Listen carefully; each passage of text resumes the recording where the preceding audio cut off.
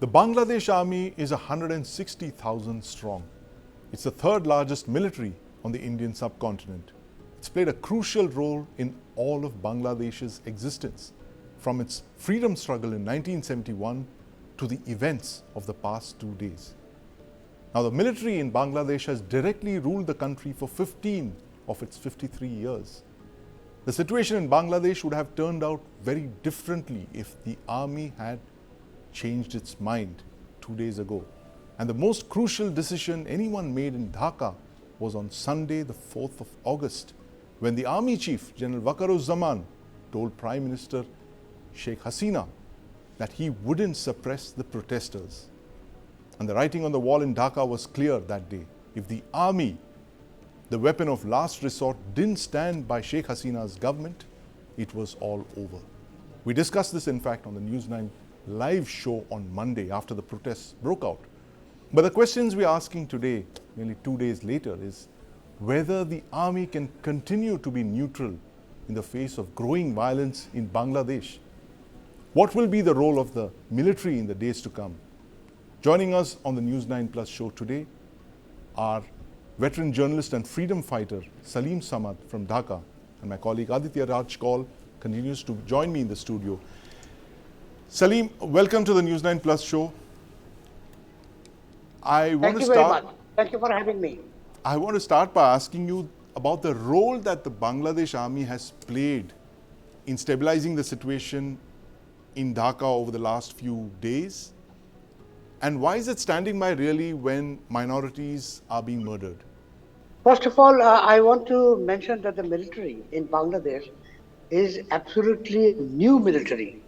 It's not the byproduct or doesn't have the legacy of the Liberation War, because this army is trained to be at the peacekeeping.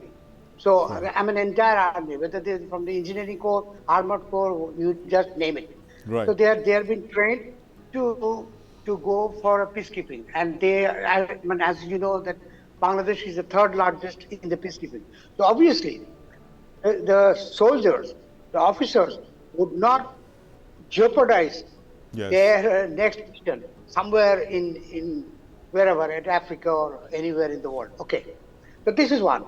So therefore, they have decided that they want to be with the people. Right. And they mentioned that they will also abide by the Constitution of Bangladesh. Yes. So obviously they have some limitations because they are under the president, the supreme commander. Okay.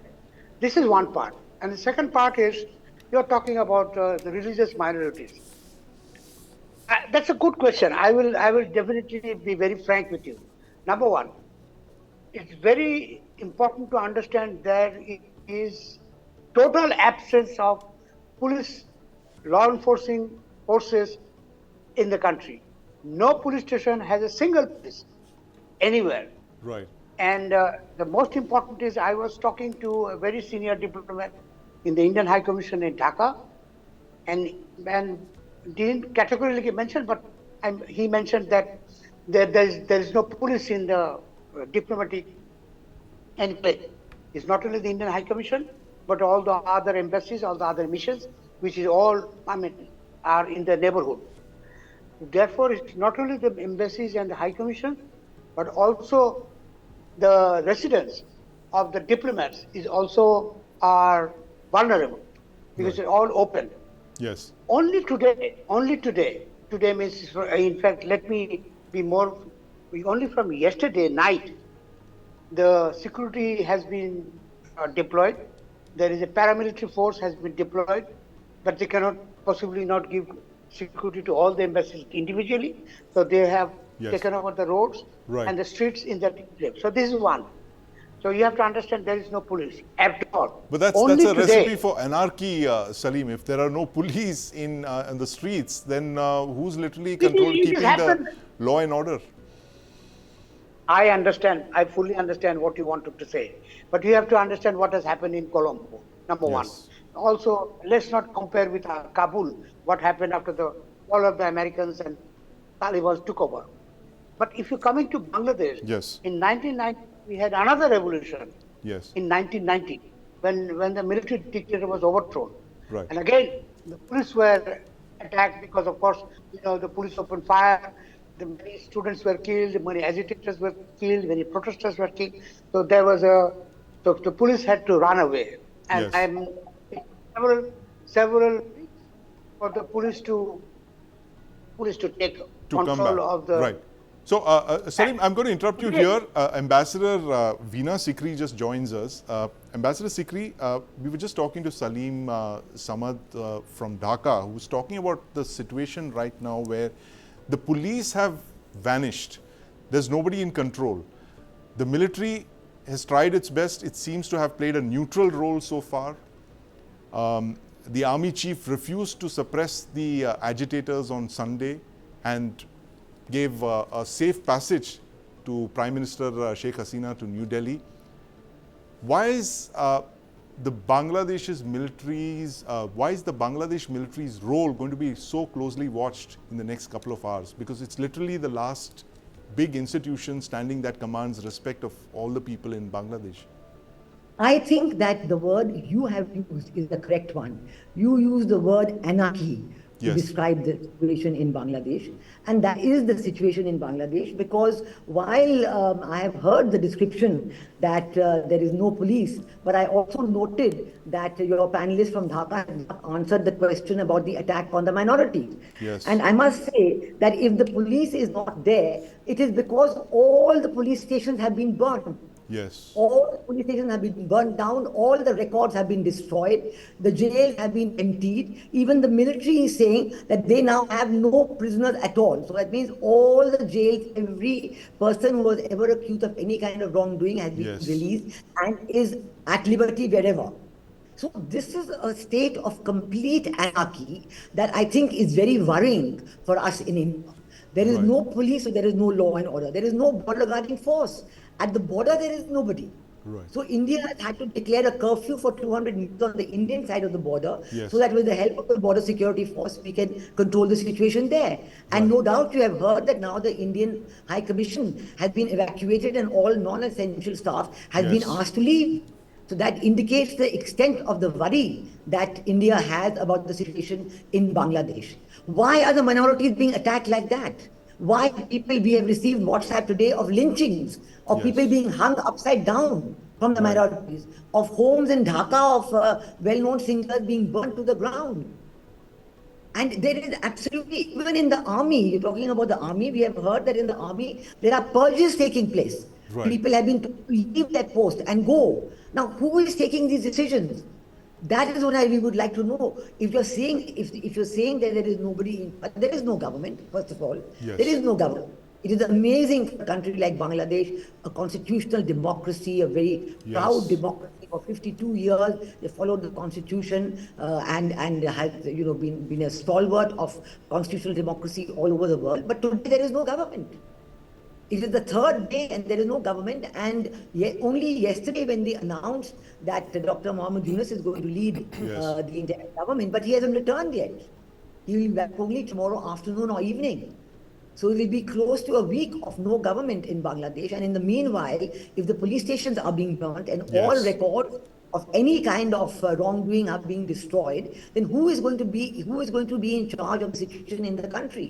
Who's going to be in And charge, I- indeed, Ambassador Sikri? And I'm going to ask Aditya Raj call this. Aditya, I've just heard the scenario that Ambassador Sikri painted of complete anarchy.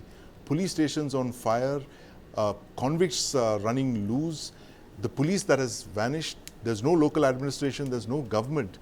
What prevents the army from stepping in? Is it the fact that the army does not want to be involved? Or as Salim was saying, that because of its prolonged exposure to United Nations peacekeeping missions, it literally doesn't want to interfere in the middle of what's going on right now? You know, perhaps the Bangladesh army has taken lessons from its neighborhood. There the have Pakistan been army. similar situations in Pakistan, right. and does not want to meddle in the political affairs. Yes. Especially also, from where the Bangladesh army chief comes from. Right. He has been a close relative of Sheikh Hasina. Yes. He's been, perhaps somebody who believes in democracy, on the professional values of a soldier, of the army as well. As of now, it seems so. Yeah. And that's why He tried to, cool down the tempers. He ensured a safe passage for Sheikh Yes. Hasina as well, because matters could have gone worse. Absolutely. If he hadn't there would have been intervened, there violence, could there have would have been been- lynching yes, inside the Prime absolutely. Minister's Yes. residence. The way mobsters actually entered the Prime Minister's residence, one could only imagine what would have happened. But as of now, I think the Bangladesh army is trying to distance itself. Right. It has taken a very brave and a bold stance in saying that we will not enter in the political arena. Yes. We will not do the bidding for Sheikh Hasina. Right. We will not target the students and the agitators. Yes. It's a job of the police and the paramilitary. In fact, I'm told that in the last moment, Sheikh Hasina, in fact, told the army chief that take lessons from what the police has done Yes. and actually control the situation, even if you have to fire, even if you have to use violence. She could have reached out to India as well. Yes. Perhaps, you never know. Power makes one hungry. Right. And she has been in power for far too long. So as of now, things are very sketchy. Right. Ambassador Sikri was very much right that it's a very sad picture of Right. an anarchy It's really anarchy, taking free place. for all. I mean, this is something that we haven't seen in Bangladesh for such a long time, Aditya. One gets used to this thing of, calling Sheikh Hasina a dictator. But, she was a benevolent dictator of sorts. 15 years of what we call on the show yesterday a golden age, as one of our, participants was saying, that 15 years of peace, stability, economic progress. And when she leaves the scene, you have all hell breaks loose. As they say. Completely. Over the last 15 years, and I have been repeatedly saying, you can rightly question Sheikh Yeah. Hasina. You could say that she was corrupt, inept, Yes. wasn't able to control the situation, wasn't able to keep her entire flock together. Yes. Leave alone critics. So as of now, the big question is that how will the interim government Yes. restore stability and peace? Right. Will they have the kind of leadership and command Yes. so that the army, the police, the paramilitary, the judiciary and all wings of the executive actually Yes. agree to them, agree to their command? Right. And then the biggest of the challenges would Yes. be to restore electoral democracy. Right. And whether a fair democracy can be restored when you have lynching, killing and gunshot Targeting wounds of, killing, targeting minorities. of minorities Absolutely. and Awami League leaders. But let's ask Salim Samad this, and I respect Salim Samad a lot because he's the person who called Sheikh Hasina a dictator while she was in power, not after. But Salim, now tell us this. The situation, you just heard Well, I didn't- Aditya. Yeah, you just Yes, heard Aditya talk yes, about... I have some reservation about both the speakers that has mentioned, but I'm Yes. not going to go into it. But I did not mention the word dictator. I said she's an autocrat. Autocrat, right. Okay, Democratic- I stand corrected. democratically You called her elected- a democratically elected autocrat on the show in Autocrat. January this Yes. year, when the elections were on. Yes. Right. Full Okay. full marks to you. Coming back to- Salim, but Okay, coming back to it. the Coming back to- situation right now, as it stands, the anarchy that's taking place in Bangladesh, will the military step in, or do you think it's going to be, they're going to leave it to the interim government to take over? There's not going to be a Lieutenant General Moin Ahmed kind of situation like you saw in 2007, where this interim government continued for a 2-year period. The interim was a fairly long interim period. But do you see the interim government restoring some kind of peace and stability in Bangladesh? You have posed multiple questions to me.